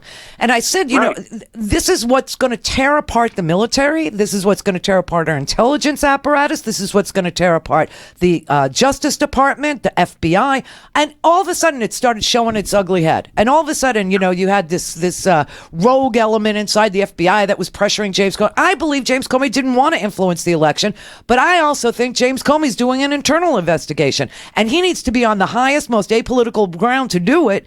And it's great that Trump will be president because whoever he convicts, he'll pardon. Trump will pardon. Of course, and then that's all old hat, and it's war stories that I, as a younger member of this world that I inhabit here with my job, is now going to see play out in real time the first time. Up to now, it's all been war stories and I remember when, or boy, you should have been there then. Right. Now I'm living it, and I actually choose to recuse myself because, again, I cannot. I'm not going to disobey a direct order or put anybody in harm's way by doing so. Right. At the same time, I want nothing to do with this what I say in quotation marks as future foreign policy that this man is going to create and destroy and break, because that's what he does. He breaks things. Yes, he does. He's like the spoiled toddler that gets a new toy and breaks it, and then where's my next toy? And I can't be a part of that. And I have a very good G rating as far as, financially and all that. I've got beautiful benefits and all that. Thank God I live in Denmark, because, I have options, and it's truly a free country. But, it hurts my heart. It was the hardest thing I've done was tendering that resignation today. And well, I'm proud of you. I am. I'm proud of you. I'm really proud of you. I know that was hard, and I know there are people that don't understand the language we're speaking right now. They don't. I know. I'm sorry. No, it's about okay. That. It's okay, because they'll say, "Well, why didn't you tell him to stay in?" Because he will go to jail. He will go to jail. Yes, because I do, and all of us, the good ones here, which is the lion's share, have good morals, and they will not do things, and they will not disobey what is clearly an illegal or an order that harms others. And we, believe it or not, we do have a first do no harm policy here. Mm-hmm. But I don't know how long that will last with this new regime. I don't think it will, to tell you the truth. I understand. I really, truly understand. I hear you. I get you. I'm very proud of you. I know that was really, really hard to do. You're making yourself unemployed. But you're in freaking Copenhagen. I know it. Oh God! So listen to me. Back. You know the very picturesque street where all the tourists go where the canal. Oh yeah. There's a place there. It's owned by some artist guy. He's like in his early 60s, I guess. He's always sitting outside. He has the best freaking Swedish meatballs in the history of the world. Go there, eat them, and have a beer from me. I will have a Carlsberg, and I'll toast you and Howard. Thank you. Thanks for calling me. All right, good luck. You're very welcome. Thank you. Bye-bye. I'm telling you. I'm telling you. There's going to be a civil war inside of. Can you imagine Donald Trump is now in charge of the NSA, the CIA? He's not sworn in yet, but he'll be in charge of every one of the 16 intelligence agencies. Really? This is the guy who you want. And Obama, oh my God, how my heart breaks for him. Obama did nothing but improve our economy, took unemployment from 10% down to 4.9%, created 15 million jobs, created a health care plan that is a little pricey, but with some subsidies, it's affordable so that people like me who didn't have jobs but did get sick could have a place to go and purchase some insurance to cover the cost of being sick. When you were unemployed on top of it. I don't know what I would have done without Obamacare, honestly. And not very many people get their insurance off the exchange, but I happen to be one of them. And now the exchange is going to go away. And now we're going to have the Dodd Frank bill that has, kept. Listen, Wells Fargo, Elizabeth Warren. Remember that guy, Strumpf? Can't spell Strumpf without Trump. Was the CEO of Wells Fargo, and he was testifying, and Elizabeth Warren went all lawyery on him and just drilled down on him, and finally got him to admit that he was pressuring the retail bankers to make you open up 8 different credit card accounts with Wells Fargo per person, 8 different ones, so that they could charge you interest and more interest. And he paid himself. He made so much money off of it. Well, now you may notice the Wells Fargo commercials. You may not know why you're seeing them. That's where I come in. That says, we at Wells Fargo will never pressure our retail bankers to make you open accounts anymore. And we're returning all the money that we stole from our depositors, right? It's a commercial. It's on the TV. It's got the old wagon with the horses, and it's just all, Quentin Tarantino and blah, blah, blah. That's because of Elizabeth Warren, and that's because of the Division of Consumer Affairs, and that's because of Dodd Frank, and that's because she could have a hearing. And this guy resigned, and he forked over a whole load of cash, and a lot of these restitutions are going to be paid out of his pocket. His name was Strumpf. And I kept saying, every day I wanted to do the story, and we never really got to do it. But I had her sound bites and everything, okay? It's like an amazing thing that she did. And we won't be able to do that anymore. That's done. All that progress, because Dodd Frank will go away. All these consumer protections that we fought for, that we won, that we got done will go away. This is amazing to me. Truly. Tyler in Santa Monica. Yes, ma'am. Good afternoon, Randy. How are you? Hey, how are you? I'm great. This is actually my second time talking to you, and I was calling because, well, I'm a United States soldier. Oh, and hi. Hi. And I'm just hoping you have... I'm intending on doing my full 20 with the military. Lifer. You're right. And I'm wondering if you have words of encouragement, advice, because, I mean, he's going to be my boss. He's going to be my future boss. And generally, when there's a new president, the president does not, most of the time, does not directly affect your daily life if you're a civilian, but he will directly affect mine. And I'm just trying to wrap my head around it. But I still want to serve because I'm serving, a much higher purpose. But gosh, I mean, he's in charge. He's the boss. Well, just never follow an illegal order, and don't. And if it comes your way, you want to serve because you've got this love of country and bravery. This is what you're telling me. I served because I had no other choice. I mean, I had no future. Okay, so that was me. Yes, ma'am. Okay. So if you're serving because you really love this country, then just never obey an illegal order. Just don't do it. Don't do it. And right. You know what the consequences for that are. You can end up in jail. I mean, that you can.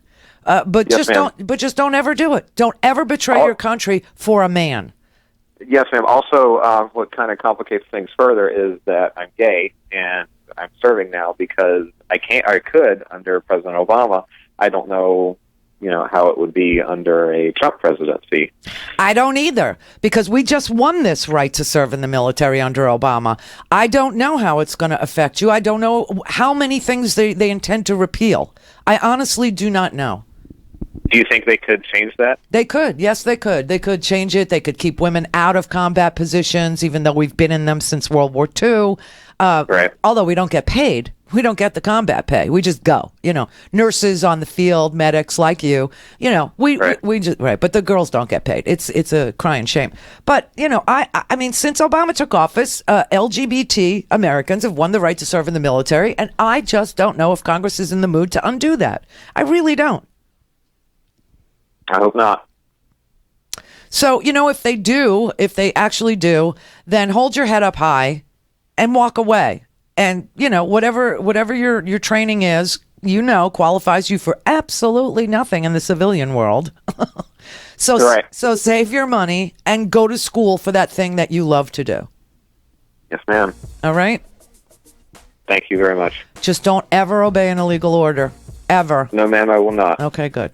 I feel good about that. But honestly, there is going to be that problem. There is going to be that problem. There's also the LGBT problem in the military. There's also the marriage problem. There's also the healthcare problem. There's the banking problem, the Dodd Frank repeal. There's, oh my God, the list is so long. And if you think Donald Trump ever read the Constitution, 2 Corinthians walk into a bar. That's all I'm saying. Okay? If it ain't about him, he didn't read it. This man does not care about my medic friend out there. He doesn't care about me. He doesn't care about you. He doesn't care about the alt-right. He doesn't care about anything. He cares about himself.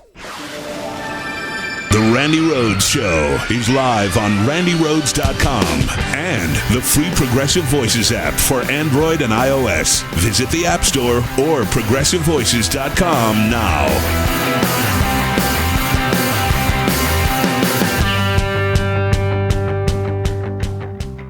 I am so excited to announce that ITM Trading is back to sponsor our new show. ITM Trading is a precious metals company that was a very loyal sponsor of mine for years and years, and our reunion couldn't have happened at a better time. 2016's been great for me and for gold. Did you know that gold outperformed the Dow this year by over 3 times? Since January, the Dow Jones is up 8% and gold is up over 26%. Some of the wealthiest and most powerful people in the country are diversifying huge sums of money into gold because they know diversification is the key. And maybe it's time for you to get diversified too. It's time to talk to my friends at ITM Trading about gold and how it can help you. Call them at 1-888-OWN-GOLD. They've been in business for over 20 years. They have an A+ rating from the Better Business Bureau. And if you'd like to know how to diversify with gold, call ITM Trading at 1-888-OWN-GOLD and ask for a free gold kit. 1-888-OWN-GOLD. 1-888-OWN-GOLD.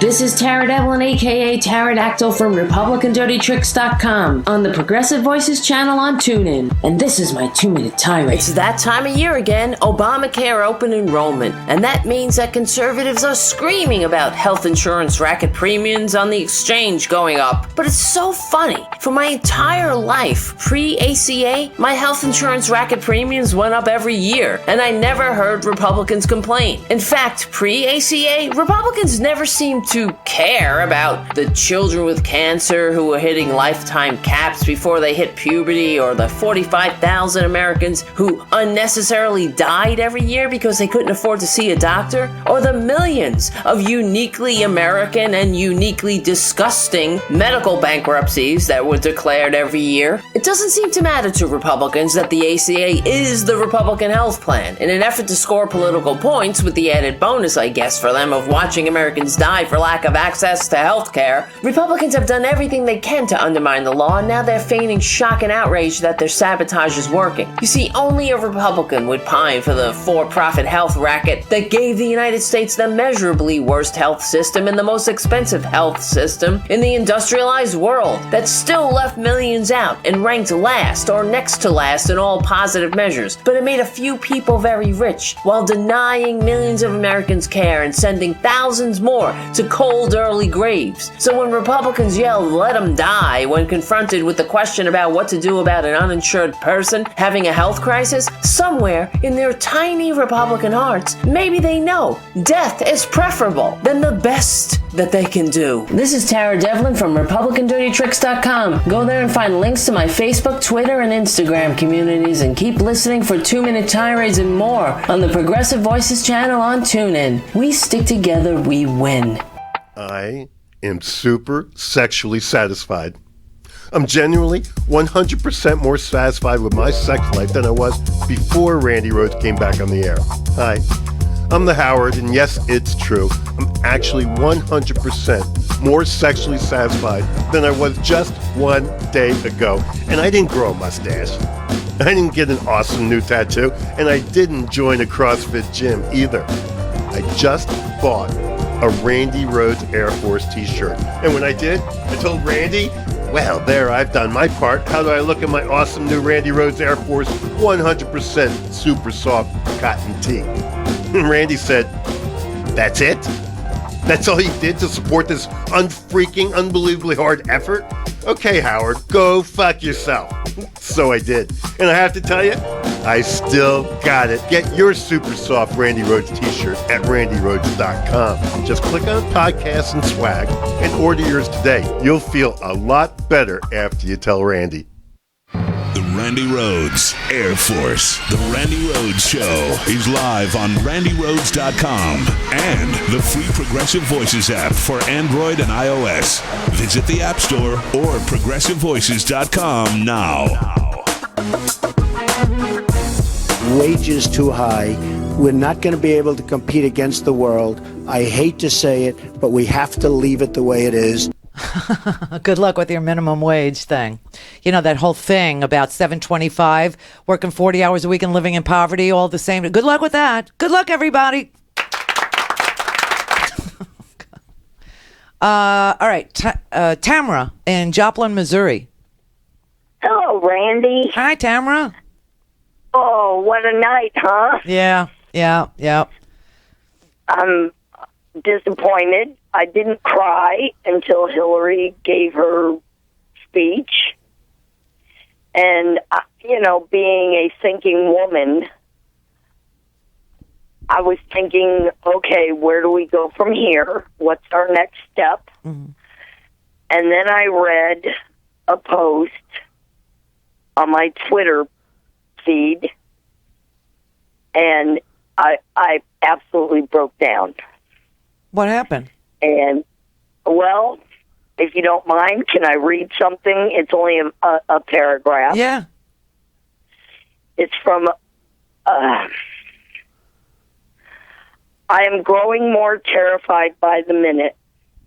My childhood neighbor in Nashville, a woman who grew up across the street from me, and my 27-member family of Afghanistan immigrants, and who lived in harmony with us as if we were all family, who was my mom's best friend for 10 years, just sent me the most hateful, racist message I've ever received. She directly told me to go back where I came from and to get the hell out of her country and to go to Afghanistan. To top it all off, she said, I'm sick of you people who think you know better because you're educated. You don't need a degree to know what's right and and you don't belong in my country. I am horrified. This I expected from a Trump supporter who never met me, or other Muslims perhaps, but from my own childhood second mom. I am utterly in tears and feel like all is lost. America is dead. It's sad. It's very sad, and there's a lot of that going on. I mean, I was told that I needed to go to the ovens. If that this kind of hatred that he has, produced in people, through all of this demagoguery and fear mongering is going to be with us for a really long time. I mean, remember, he ran a campaign threatening to ban all people of a certain religion and to torture them and to inflict collective punishment and to kill anybody who's a familial relation to a suspect. You know what I mean? The kind of things he said. And, the fact that the Republican Party laid down for all of this vitriol and they didn't say anything, especially John McCain when they criticized his service to the country as a POW, and he sat there and took it because he was more interested in keeping his Senate seat. Congratulations, McCain. You get to serve, for the 400th time? This kind of lack of leadership and the acceptance of this guy is going to produce so much hatred in this country. The tip of the iceberg is all we've experienced so far. I mean, if you're out there, looking at what the world's reaction was to this election, people around the world were saying, I never expected this from America. We expected over here and we expected over there, but we never thought we'd see that from you guys. And the only explanation I have for it is that we failed. We failed. We surrendered to the crazy people. We just said, you know what? We're not good anymore. We may be a great country, but we're not a good country, and we can't do any better than this. As it turns out, we cannot do better than this. And so they did the unthinkable, and it's unleashed a torrent of dormant or quiet feelings that people have had for your friend, for me, for people that are, from other countries who have assimilated here and have added to our economy. I was talking to the guy next door. He's a Haitian man. Like I said, he's an insurance broker. And I said to him, listen, Junior, I was telling my audience how sweet you are and how kind you were to me when I was moving in. He took all my packages, and I'm not talking packages. I'm talking equipment. Okay, heavy equipment was being delivered to this place every single day. Computers and hard drives and boards and machinery and, cables that weighed, 90 pounds a box and desks and you name it. And he took all my packages for me and he would put them in this suite that I'm renting from him. And I finally talked to him today, and I said, I watch you work really hard. I met his wife is beautiful, and she's just a sweet woman. His whole family are just they're the nicest, kindest people. He owns his own insurance company. He owns the place that I'm sitting in. I pay him rent, right? So the guy is successful. I watch him drive away in his Mercedes, and I said to him, Junior, I'm scared for you. And he looked at me and stopped dead in his tracks, and he goes, I know, I feel it too. Now that's what this has brought. That's what it's unleashed. This is what, and I'll tell you something. I was disappointed in Obama and Hillary. Wanting the peaceful transfer of power is fine. And executing the peaceful transfer of power is fine. But that their comments today were, we must help him and I volunteered to help. Really? Why don't we ever use the platform we're given to say what has happened is the unthinkable? America, as it turns out, is not better than this. We have a lot of work to do to be better than this. I will help you be better than this, but I don't think he'll be president for all the people. I think he'll be president for some of the people, and that is anathema to the American way of life. I mean, I don't know why they couldn't say that. Well, I think we're in trouble, Randy. I do too. I thought we were in trouble when the Supreme Court picked Bush, and we were. And shortly after he was sworn in, we were attacked in the most brutal, awesome, freaking mind-blowing way. I think he's going to send boots on the ground back to the Middle East, dam the slaughter to get the oil for the oil companies, and to walk hand in hand with Putin. I told Paul earlier. I called before the show started. Oh. And I was already 3 sheets to the wind, and I'm 5 he sheets told me. He said that. I said, who was that? Because I saw the phone ring. I was doing show prep, and he was standing right by my desk, and he answered the phone on this phone, and I said, who was that? And he goes, 3 sheets to the wind. Well, 1 sheet per beer, and camera is now on 5 sheets. Oh. And I never do that. And I'm sitting here in a red sea in Missouri's 7th District trying to figure out how to sell my home and get the hell out of this red state, because I've had enough. Yeah, I hear you. I get it. I understand. But I'm surrounded. This is Roy Blunt land. I know. And I'm broke. And I'm actually thinking about starting a GoFundMe to get the hell out of here. Because, seriously, these people scare me. I have Occupy the World painted on my spare tire that's on the back of my Blazer. And I've had men literally back me into my car and tell me to get the hell out of their state. Oh yeah, I know that feeling. I've been escorted out of a state by the Ku Klux Klan. So, yeah. But I just don't care about Missouri. I don't care about red states anymore. California is talking about seceding, and I think blue states should quit giving money to the red states. Let them starve. Well, the South's going to do it again. And, if they want to do it, this is the right time. And I encourage them. Go ahead and secede, because... I agree. Yeah, I mean, agree. It'd be fine with me. They get much more back from the federal government than they ever pay in. That's a dirty little secret of these little welfare states. And then they go ahead and they vote against their own best interests over and over and over again. That's fine, but when they start taking me down with them and they start attacking the American dream and they start attacking the economy and they start attacking my friends because they're immigrants or because they're black or because they're brown or because they're mixed or because they're whatever. That's go secede, go have your own country. California's got the 6th largest economy in the world, okay? Let them secede. You know what I mean? Go ahead, Texas. You go your own way. Go ahead, Missouri. Take Alabama. Take Mississippi. Take Louisiana. Take them all, because we pay you more than you pay us anyway. We'll never miss you. In fact, we'll prosper without you. But you're too stupid to know that and too angry to listen. All right, here's another one. This is Ezra Klein for Vox. Ezra wrote, "There is danger in Trump. He is a man with authoritarian impulses, a conspiracy theorist's bent, and a taste for vengeance. He has an alarming temperament, little impulse control, and less decency. He has a demagogue's instinct for finding enemies and a bully's instinct for finding the weaknesses.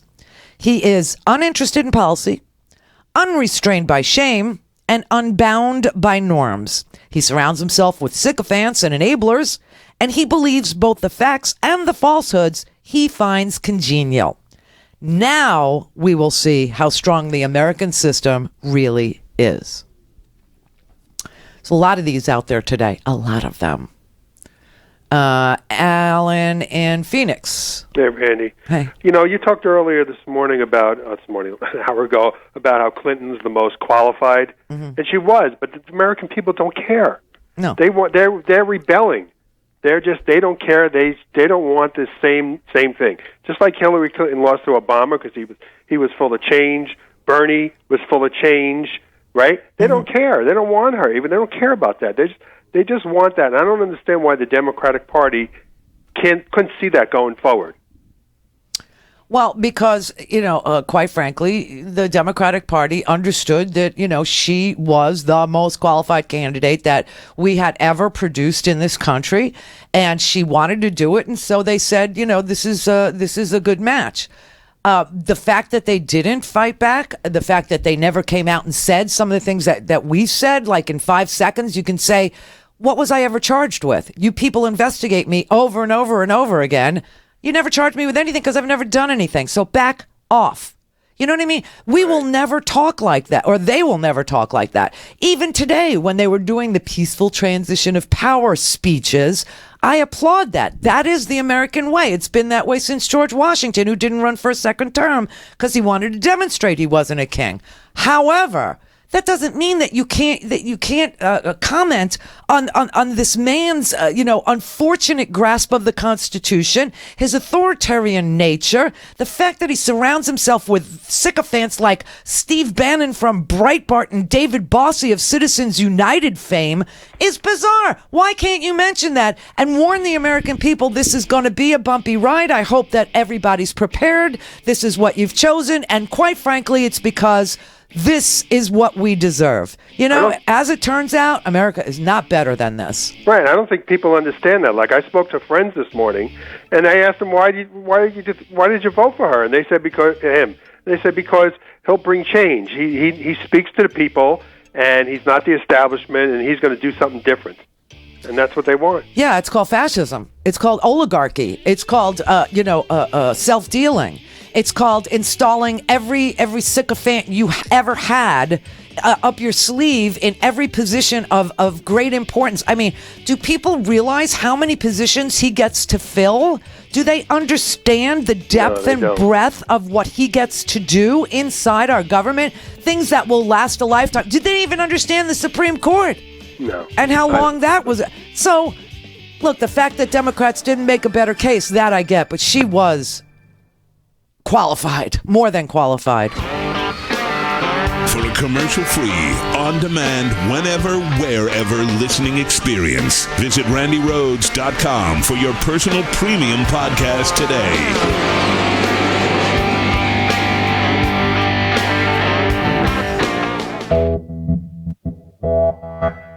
You're listening to WIN, Workers Independent News, a production of Diversified Media Enterprises. I'm Doug Cunningham. National Nurses United will deploy a second team of RNs volunteering to deliver healthcare services to the Standing Rock pipeline protesters.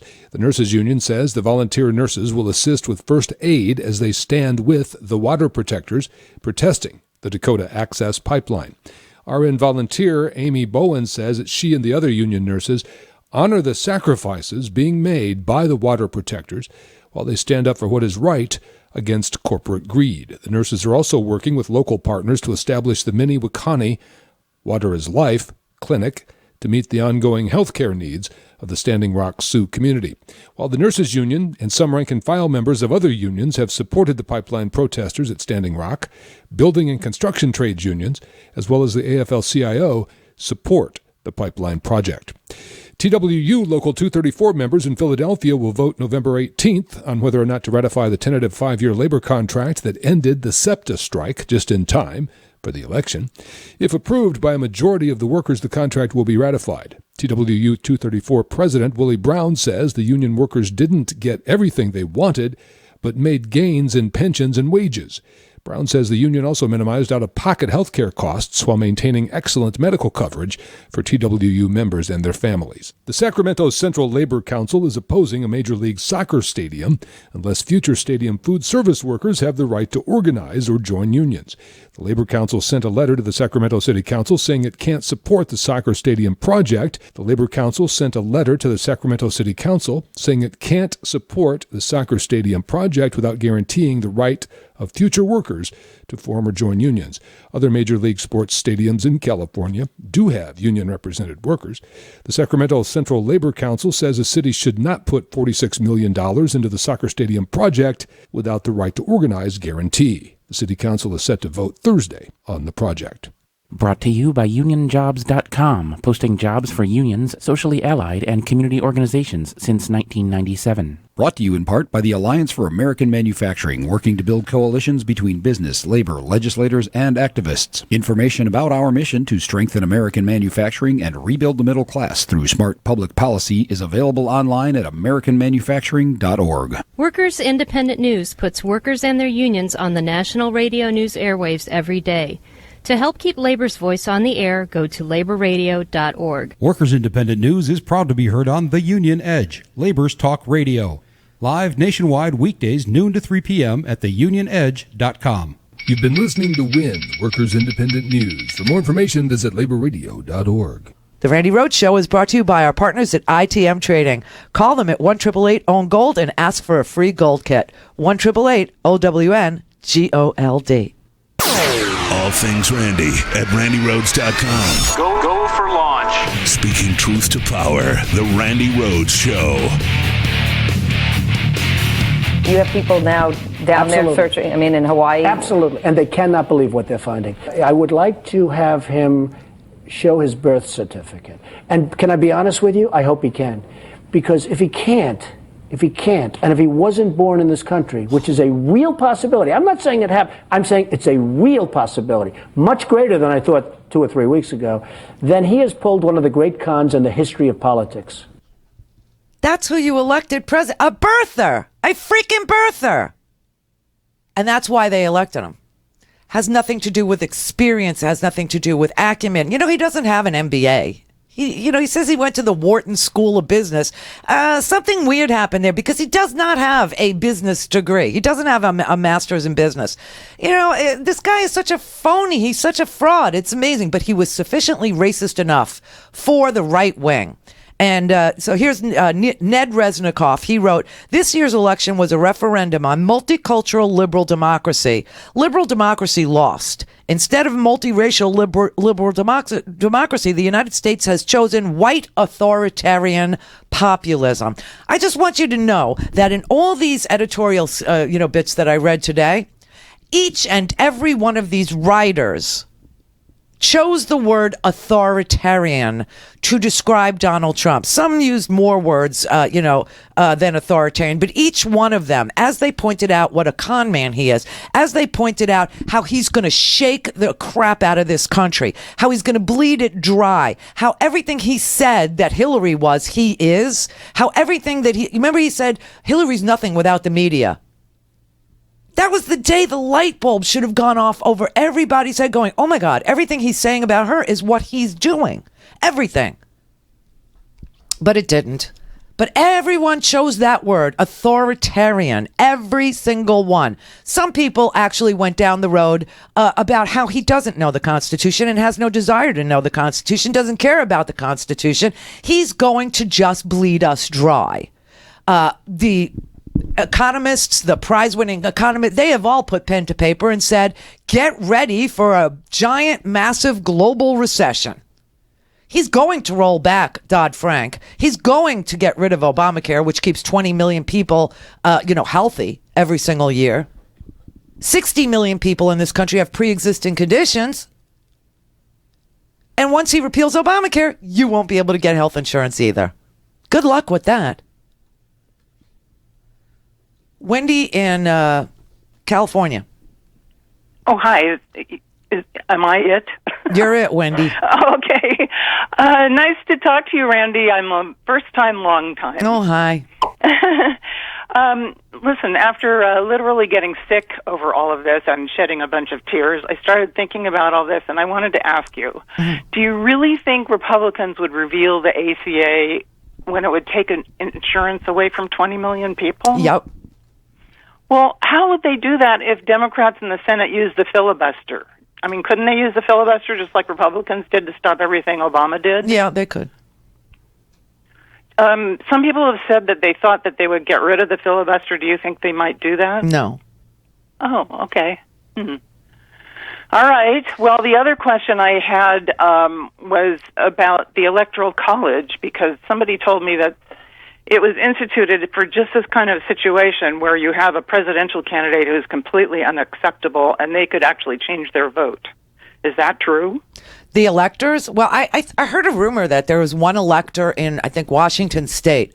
And right. I don't know if he was a pro-Trump person or a pro-Hillary. I have no idea what his politics were. I'm guessing in Washington State he might be pro-Hillary. I don't know. But he said, I don't know if it's he or she either. I'm just saying he, okay? But that person said that they wouldn't cast their bet, they wouldn't vote, as the elector voted in by the slate. They wouldn't vote for a certain candidate. I don't know if, what that person's political leanings are, but it's the only story I heard that says that that an elector would not vote based on the state's choice. Well, you have to sort of wonder if some of the others might be thinking the same thing. I doubt it. I just to be an elector and to. I'm grabbing at straws. I hear you. I am too. I mean, I keep thinking, something between now and then, the trial, the fraud case, the Trump University case in Judge Curiel's court. Maybe, I don't know, Judge Curiel can hold him in contempt or I don't know, something that makes him ineligible. I don't know. Yes. Let's do it. Yeah, I know. I'm groping too because this is really, really disastrous. I mean, it's not that I didn't get my choice. Okay, I didn't get my choice with Bush, obviously, and I knew that I told everybody we're in trouble. Okay, and I said we're probably going to go to war. I just knew he was going to avenge his daddy. I knew we were going back to Iraq. I just knew it. But then we got attacked. All bets were off. You couldn't denigrate him. You couldn't talk badly about him. All politics went out the window after 9/11. I remember. Okay, and I played that game. I was, an upright, American citizen. I did not criticize the commander-in-chief in such a perilous time. But then, and that lasted a week. Then I was driving into work, and back in the day, I worked right after Rush Limbaugh. I followed his show. And so I was listening to my radio station and I heard Rush and he started playing politics and he blamed Bill Clinton for 9/11. And I said, okay, that's it. And, the lid came off. I actually waited another week out of respect for a new president. And I wanted to see what, was going to happen. And sure as anything, we went into Afghanistan. Okay, everybody was down with that. So, I would talk to people, go, why are we doing this? Why are we doing this? It wasn't until the Battle of Tora Bora when people realized that we let Osama bin Laden go. Our war plan was to surround him on all three sides. Now, a freaking cattle ranch knows better. You surround your cattle on all four sides, okay? Not on three sides. But they needed that boogeyman, and of course that was the boogeyman that took us into Iraq, which is where I started in the first place. But, this guy, I'm telling you, this is going to be the worst we've ever had. I mean, really, the worst we've ever had. Things that we've come to accept, things that we rely on, like healthcare, like LGBT rights, like the ability to marry, like, the ability to serve in the military, like the Dodd Frank legislation that actually is protecting us from having banks, bankrupt our economy again. All these things, they go out the window. And yes, I hope that, Democrats will try and filibuster, as much as they can, as long as they can, on especially the repeal of Obamacare. But remember, listen, we don't have any of the three branches. He's going to appoint a Supreme Court justice. We don't have the Senate, and we don't have the House, and we don't have the executive branch. This is all everything's under Trump's control. He has more power than any president has had since Obama first came into office. He came into office, he had a Democratic Congress for about 5 minutes. Except, remember, Al Franken had a contested election. Yes. And so he didn't get to serve until, way after. And then by that time, 2010 came, and nobody showed up for Obama. And we gave away the store. We gave away the Congress. Yeah. Well, here's my other straw.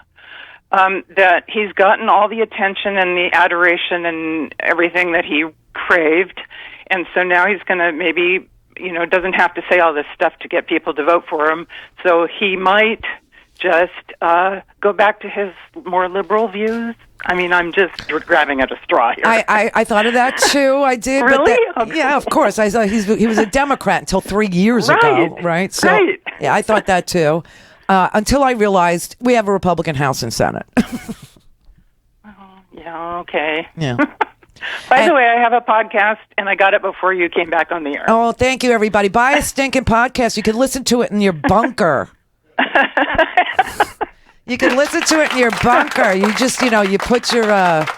You just take your little podcast with you, especially, and if you're going to travel or leave the country, take me with you, and I'll keep you abreast of all the fascism here in the United States. So, and I'm having fun in the chat room, too. So. Are you? Okay, good. Hi to everybody in the chat room. Hi, chat room. Hi, Joy. Thank you for doing it. Thank you. Thank you. Thanks, Wendy. We don't have time to... I was going to squeeze one more in, but... Listen, we'll talk tomorrow. We got a long haul ahead of us. I hope you guys know that. This is going to be a long slog through Gomorrah. Things are, going to get worse before they get better. And yes, we're all grabbing at straws, but you know what? We have to do this in order to not flee. I have a fleeing plan. You know that I've done it before. And you know how, listen, you can criticize me all you want, but I bought gold. And that's how I, financed my little fleeing plan. Because remember, I wasn't working either. And then I got sick. I needed money too. So anyway, yes, we have a long haul ahead of us. I hope everybody understands that. Just remember, he doesn't know or understand or want to know the Constitution. That's it.